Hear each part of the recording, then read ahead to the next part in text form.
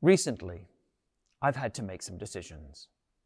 Joe and I moved into the rectory, a new home, a blank canvas, ready for us to turn into something that reflects who we are and what we value. Joe's collection of Doctor Who memorabilia will make him feel at home, while my ever-growing collection of houseplants will do it for me. But the way we furnish and decorate our homes expresses more than just our personalities. It also affects us and bears upon our daily lives.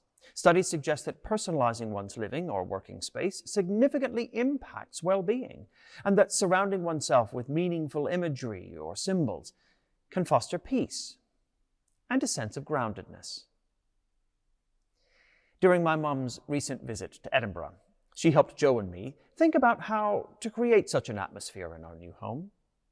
We laid out framed artworks in front of where we thought they should go, moving them around until we felt they looked right. It was a hot topic of discussion, but one item's location wasn't up for debate. It was, in fact, the first thing we put up. Joe and I have always hung a crucifix above our front door, and this house is no different. The crucifix serves as a visible symbol of faith and a reminder of Christ's presence in our home. I remember Joe commenting as he climbed the ladder to hammer in a nail that this was a crucifix, not a cross, a distinction he says he only learned since knowing me, because a crucifix has Jesus' body on it. I nodded in agreement. My mom added, "Yes, you Episcopalians have crucifixes, but we Methodists," my mom is a Methodist, "use plain crosses." You see, in her tradition, an empty cross says something significant.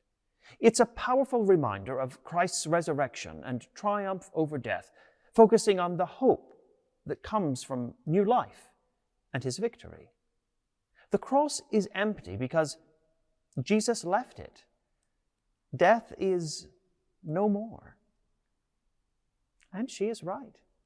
Jesus' body was removed from that ancient Roman instrument of torture and death, laid in a tomb, and raised after 3 days. Jesus is alive now and always. This is the central claim of the Christian faith.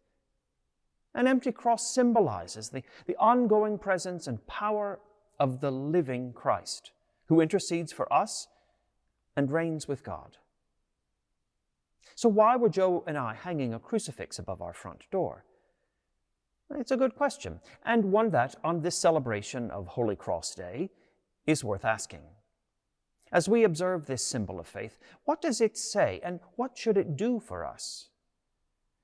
The cross as a symbol captures God's conquering power over the grave, but it also represents Christ's suffering and death, which is a reality of great substance.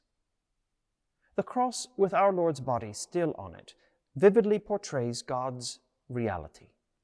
Jesus Christ, as a human being, experienced deep pain and loss. God fully entered into human suffering and did not turn away from it, and his triumph over death does not erase that. And thank goodness it doesn't. For God understands sorrow. The ghastly moments many find themselves in today are not the places God has left, riding off victorious into the sunset. In sorrow and doubt, suffering and absolute horror, God remains. All around the world and throughout time, God is with those who inhabit the dark places of distress and injury. The crucified one hangs. God isn't going anywhere. The cross is the Christian emblem of hope in all its glory and splendor and in all its shame and sorrow. A sign of death and suffering, resurrection and glory. In this fullness, crosses of gold and crosses of wood, crosses occupied and those left empty, lies the whole truth of the Christian faith. May the cross's presence, in all its forms, influence and inspire, as a sign of rebirth and a symbol of God's enduring compassion. Let it be lifted up and enrich all the places where it is situated, and may it transform those places eternally.